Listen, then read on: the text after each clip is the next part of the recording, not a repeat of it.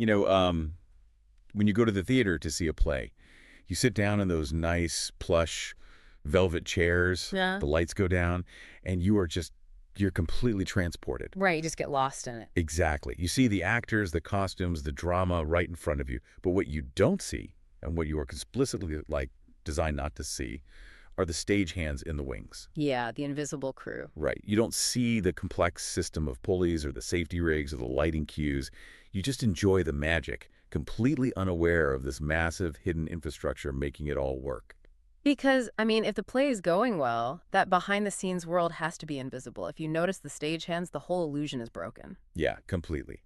But the second a spotlight blows out or, a pulley snaps suddenly, that invisible world becomes the only thing that matters. It really does. And so, welcome to today's deep dive. We are looking at a stack of huge trends unfolding right now in Taiwan, from local tragedies to global cultural shifts, all the way up to international statecraft. And at first glance, they seem totally random, right? Totally random. Right. But we're going to show you how they're all bound together by this exact concept. We're exploring the profound, mostly invisible systems that actually dictate your everyday life. It's a fascinating lens to look through because we all take these hidden systems for granted until they fail us. And unfortunately, that failure is exactly what we're seeing in Taipei right now. Yeah, it is. It's an incident that has fundamentally shaken how people view, interactive entertainment. It really has. We're looking at this deeply tragic accident at a highly popular escape room called Rostart, or Anyeri, over in Taipei's Xinyi district. Right. And it just perfectly illustrates what happens when the invisible safety net you assume is there. Right. Just it isn't there at all. The details from the sources are they're heartbreaking. There was a 30-year-old female employee, surnamed Wu, working inside one of their escape room themes called Yongchun Hospital. And as part of the immersive experience for the players, she was playing a hanging ghost. But during her performance, something went horribly wrong, and she was accidentally strangled by the prop rope. Oh, my God. Yeah, she was rushed to the hospital, but tragically passed away after a few days in a coma. It's just devastating. Yeah. I mean, you go into work to facilitate a game, right? Right. Just to scare some teenagers on a Saturday night, and it ends in this unimaginable tragedy. Exactly. But here's the part that I'm really struggling to wrap my head around. When I buy a ticket to an escape room, I assume that because a business has a storefront and they charge admission, the government has signed off on its safety. You'd think so, yeah. How on earth is a business legally operating a physical hanging stunt without an inspector checking the rigging? Well, that is the exact blind spot this tragedy exposed. You're assuming the rules of an amusement park apply to a retail space, and they just don't. Right. Yeah, it's what we call a regulatory gray area. Escape rooms are this relatively new, highly innovative form of entertainment. They sit in this strange space between a theatrical performance, a haunted house, and, a commercial lease. So because it's technically just a commercial business in a city district, the city government isn't sending out theme park safety inspectors. Exactly. The innovation of the industry completely outpaced the legal infrastructure. The zoning laws and safety codes just view this space as an office or a shop. Not an industrial rigging site. Right. The invisible safety net that consumers and employees rely on simply hadn't caught up to the physical risks involved. The company owner, surnamed Gu, and the site manager, surnamed Huang, were brought in and bailed out for 300,000 and 100,000 NTD, respectively. Okay, so there are legal consequences happening. Yes, they're facing charges of negligent homicide. But the broader societal fallout is this massive demand for the city government to draft entirely new safety rules for these immersive spaces. It's that classic heavy reality where the rules are written in tragedy. The safety net only gets built after someone falls through it. Exactly. It really makes you realize how much invisible trust we place in the physical world around us. And, that concept of invisible trust goes far beyond just physical safety. We rely on unseen emotional and cultural infrastructure just as heavily. I see where you're going with this. Sure. Because the cultural world is currently mourning the loss of a figure who is entirely invisible, yet completely foundational to the emotional lives of millions of people. Yes. The Japanese voice acting world, and really the global anime fandom, is processing the passing of Wakana Yamazaki. She passed away from an illness at the age of 61. And if you consume Japanese pop culture, her voice is likely woven right into your childhood. Because she was the voice of Ran Mori in the absolute juggernaut anime Detective Conan. Exactly. And she did this for 30 years. 3 decades of bringing this character to life. That level of consistency is just so rare. The creator of Detective Conan, Gosho Oyama, released a deeply moving statement. He described her voice as reassuring and gentle. It's a beautiful way to describe it. It is, and he talked about how difficult it is to accept the loss of a voice that was just always by his side. He took for granted that it would always be there. You know, I was reading through the fan reactions, and the level of grief is staggering, and it made me realize how unique our relationship is with voice actors. How so? Well, they don't walk the red carpets like live-action movie stars, right? We don't see their faces. Right. But when they are gone, it feels like a literal piece of the world is missing. Why does the loss of someone we've never actually seen hit us so hard? It actually comes down to a psychological concept called parasocial relationships. When you hear a voice consistently over 30 years, especially during your formative childhood years, your brain logs that voice as a familiar, safe presence. Oh, wow. So it's literally wired into us. Yeah. It bypasses the visual cortex entirely and anchors straight into your emotional memory.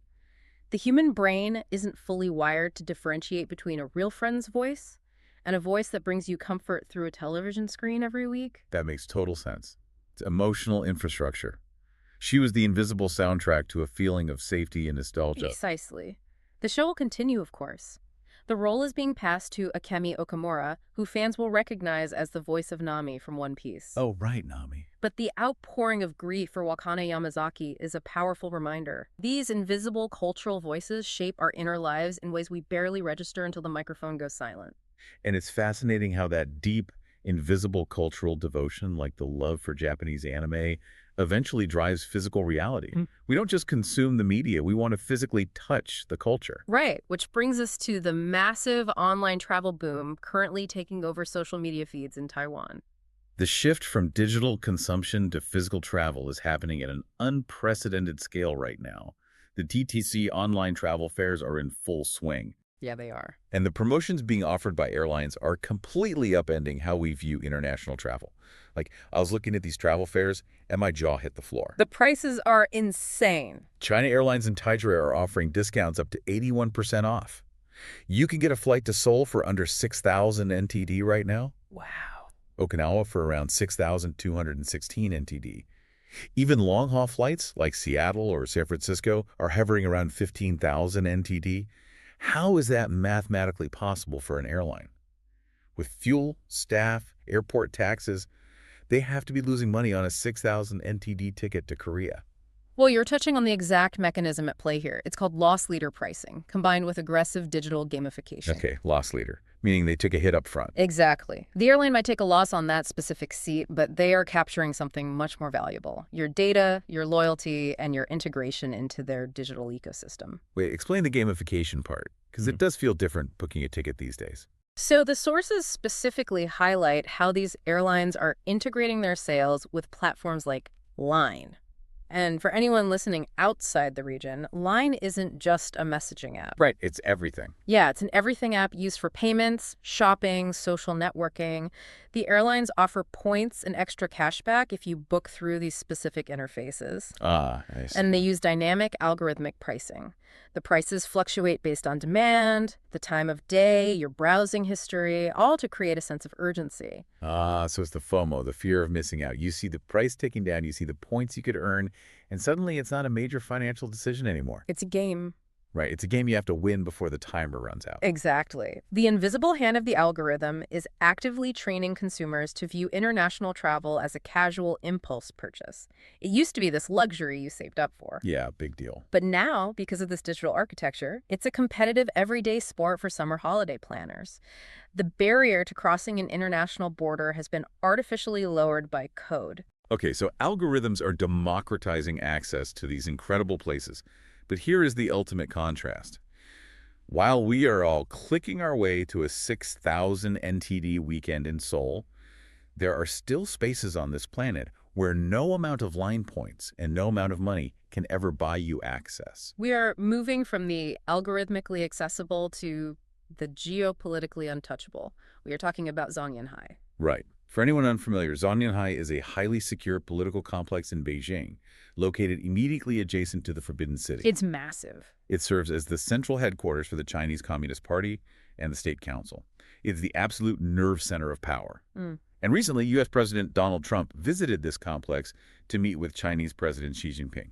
Now, just to pause here for you, the listener, we need to be very clear that we are impartially reporting the facts of this meeting as detailed in the sources. Exactly. No political sides being taken here. We're just analyzing the geopolitical theater of it all. Right. And the staging of this event is a masterclass in spatial politics. When we look at the sources detailing this meeting, we aren't just reading a guest list. We are observing how global superpowers use physical space to communicate messages that are never actually spoken out loud. The stagecraft really is wild. The sources paint this vivid picture of the two leaders walking together among these ancient trees inside the complex. Yeah. And I paused when I read this. These trees are between 300 and 1,000 years old. Why include that detail? What is the point of highlighting the landscaping during a tense geopolitical summit? Because in diplomatic staging, absolutely nothing is accidental. A 1,000-year-old tree isn't just landscaping, it is a visual projection of longevity, deep historical roots, and enduring power. Oh, wow.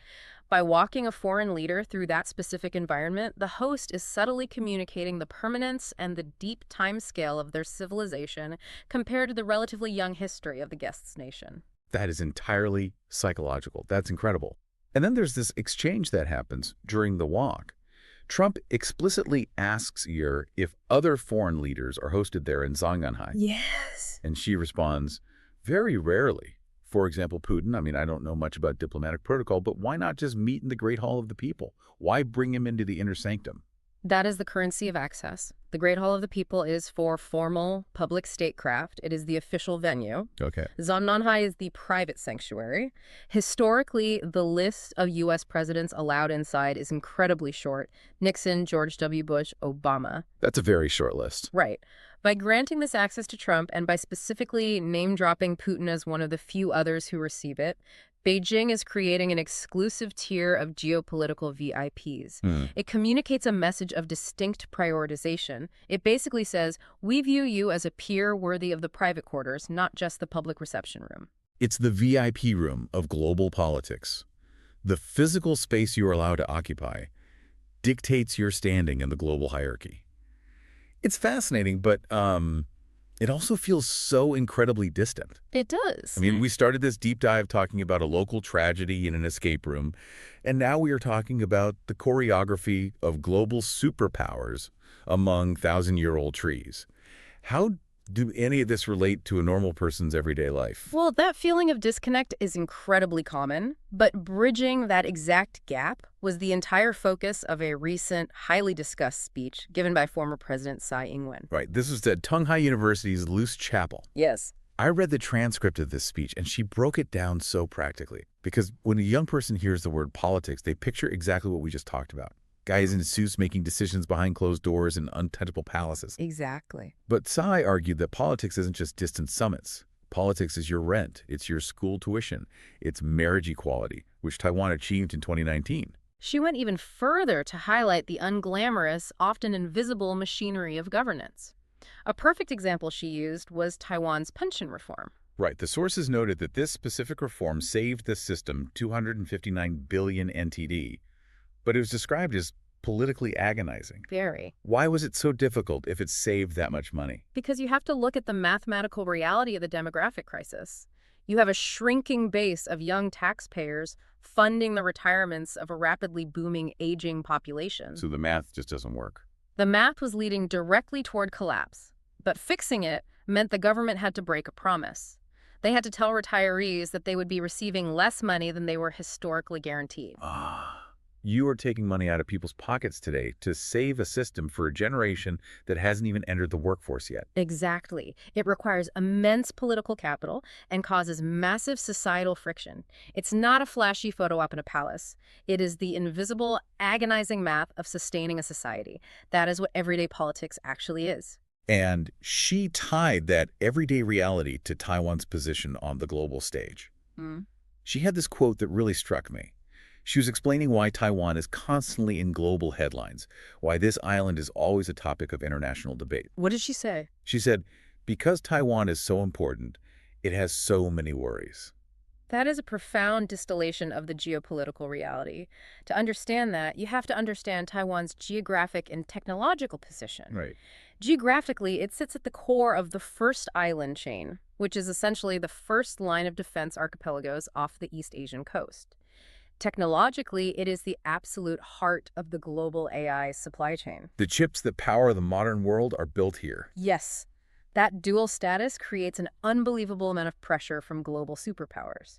The worries, she mentions, are the direct cost of being indispensable to the modern world. Okay, let's bring this all the way home. Because Tsai's entire thesis that politics is everyday life is the exact thread that connects every single thing we've discussed today.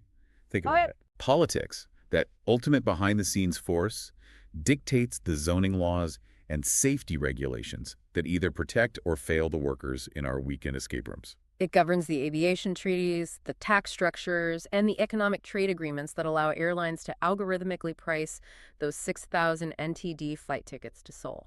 It even dictates the copyright laws and the cultural exchanges that allow a Japanese voice actor to become the emotional anchor for a child growing up in Taiwan. It is the invisible system running in the background of literally everything we do. The stage hands pulling the ropes. It is. We started by talking about the theater and how the magic relies on the unseen infrastructure, but we are reaching a critical inflection point where that infrastructure is undergoing a radical, permanent shift. Wait, what do you mean by that? Well, I want to leave you with a final thought to ponder. Tsai Ing-wen pointed out that Taiwan is crucial to the future of the global AI supply chain. The physical hardware powering the next generation of artificial intelligence is being built right now. But as AI becomes more advanced, it isn't just generating images or writing text. It is beginning to manage our behind-the-scenes infrastructure. Like the dynamic algorithms currently pricing those cheap travel tickets, we're already interacting with it. Exactly. But it won't stop at travel fairs. What happens when AI systems are the ones analyzing data to draft the municipal safety regulations for entertainment venues like escape rooms? Oh, wow. What happens when complex algorithms are the ones calculating the mathematical realities of our pension reforms and dictating our financial futures? If everyday politics is the invisible hand guiding our lives, how will our definition of society change when the invisible hands pulling the ropes aren't human anymore? That is a fascinating and slightly terrifying question. The human stagehands are slowly being replaced by code. And we're all still just sitting in the velvet chairs watching the play, hoping the spotlight doesn't blow out. Yeah. Thank you for joining us on this journey, connecting the dots of today's deeply hidden systems. Keep an eye on the wings, keep questioning the infrastructure around you, and we'll see you on the next deep dive.